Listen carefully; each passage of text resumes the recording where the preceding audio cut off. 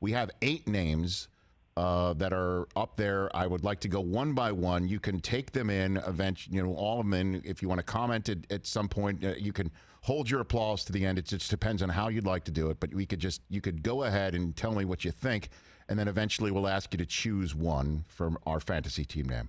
Does that work for you, please? Yeah. Okay, very good. Here we go. First up for Paul Rudd to choose here on the Rich Eisen Show is Gene Sterator's index card. I think it's self-explanatory, but if you recall, he used that index card to measure to see if whether it's a first down or not. That's what we've got right there. That's number 1. Right. I like it. It kind of reminds me a little bit of the classic joke where the punchline is Kermit the Frog's index finger. But I don't need to tell you the joke. Well, here's another one from draft night in Tennessee with the craziness behind Mike Vrabel as he was drafting for the Tennessee Titans. Vrabel's Blue Man Group Circus. What do you think of this one? Is it long? Is it too wordy? What do you think? I think it's too wordy. I think you should lose circus. Okay. And it should just be Mike Vrabel's Blue Man Group. Okay. I think that does workshop it a little bit. A cleaner ring to it. Okay. Here's a third one. I think this was based on the fact that he likes changing quarterbacks. Is that what it was, Chris? Is that the context? So. Yeah, I believe so. Itchy Gruden trigger finger. Mm-hmm. All right, we'll place that one aside. Okay. 16-0, man. Thank you very much. Thank you like that. Next one was based on, I think, what was this, the Patriots? I think it was Brady and Gronk leaving. Oh, Brady and Gronk leaving. Yeah, sad-faced Sully and Fitz. Okay. I'm appealing to your Kansas City love and Patriot dislike. Here's another one. I think I just, you know what it is? I just see the face. Yeah. Because to me, one of the funnier things in life is when people, like real passionate fans, older guys, paint their face, and they're way into, they're just so into it, and then their team loses a big game, and they always cut to the really dejected fan that's in face paint. By the way, you might not be looking at a screen right now, but it's not an older guy, but it's definitely somebody who's face painted, looking dejected, and also this adds a bit of elan, a little panache to it. He does look like he's totally hammered and red-eyed, okay? So now he's going to have a bad come down from his drunk. Tears. Yeah. Totally. I'm not looking at a screen. I'm not watching the show, Rich. But you nailed it, though. I can picture it in my mind. All right, so it's making me laugh. We're halfway home here. Based on his recent Instagram post where he bought mini cows, Jay Cutler's mini cow bubble, because he's quarantining with mini cows. He is. He's got like real cows, like real actual miniature cows. Real miniature cows that he's posing with on our screen right now. Jay Cutler's mini cow bubble. Okay. Okay. All right. 3 more to go, and I think we're going to finish up strong here. What inspired Whirlpool of Despair, Chris? Do we remember Whirlpool of Despair? No idea. But it sounds like it's up your alley here, Paul. I'll be honest. Mm-hmm. Okay. Yeah. I'll tell you, I do like that. It's got a little bit of an anhedonia thing to it, which appeals to my own disposition. It does? Okay. And as you can tell, Rich, clearly from my other team names in the past, I like just arcane statements that don't have much to do with sports.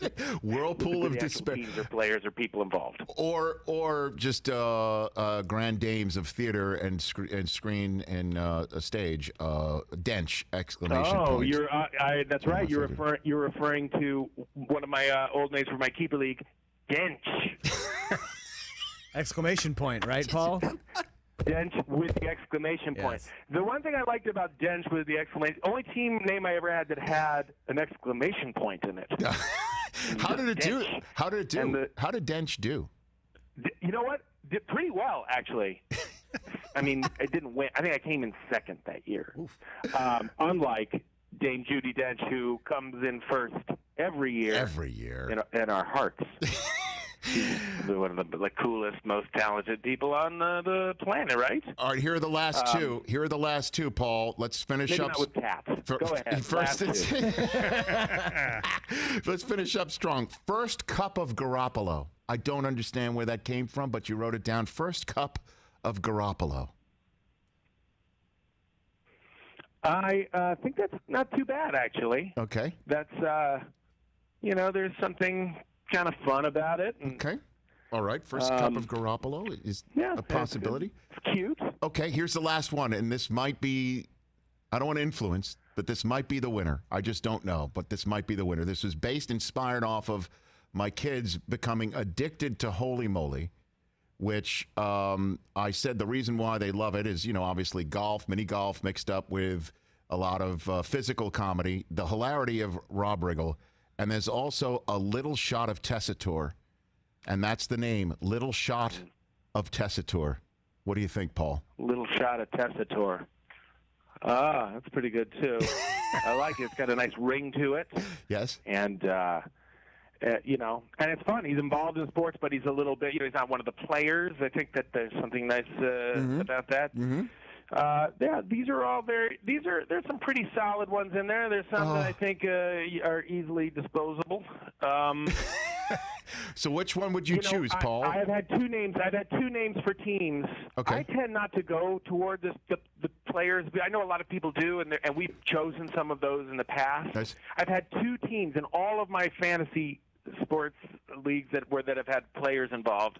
One was in baseball many years ago, and he was on my team, and so the name of my team was Cuckoo for Cocoa Crisp.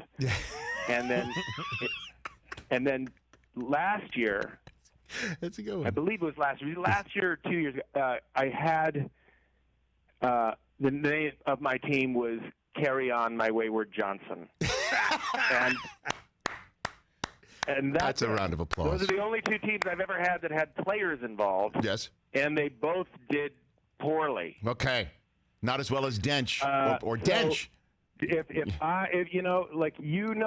my sweet spot, Rich, what I like. Okay. And so I am going all in. Yes. On Whirlpool of Despair. Whirlpool of Despair. Paul Rudd has christened our team name. First time he did it, it was the touch of the Vermeil. We won it all. Last year, Man Spread Centerpiece, we finished DFL, but his Chiefs and Andy Reid finished first overall. Whirlpool of Despair is going to win this. Yeah. Let's do it, Okay, very good. Come on, we're mixing it up this year. We're going Whirlpool of Despair. There you go. I don't even remember why that came up with that. Me neither. We have no... Probably something pandemic, quarantine related. It might have been when I talked about my ex-wife or my marriage. So it was a whirlpool. Because that was a whirlpool of despair. It could have been that too. All right, very good. I love a floral. What was it again? A floral what that you got from like HGTV? A floral moment. This segment is kind of a floral moment in itself. I think I screamed at the TV. You mean flowers? Pretentious. Oh, man. Hey, you watched all the way to the end. Thanks for that. Watch more right here.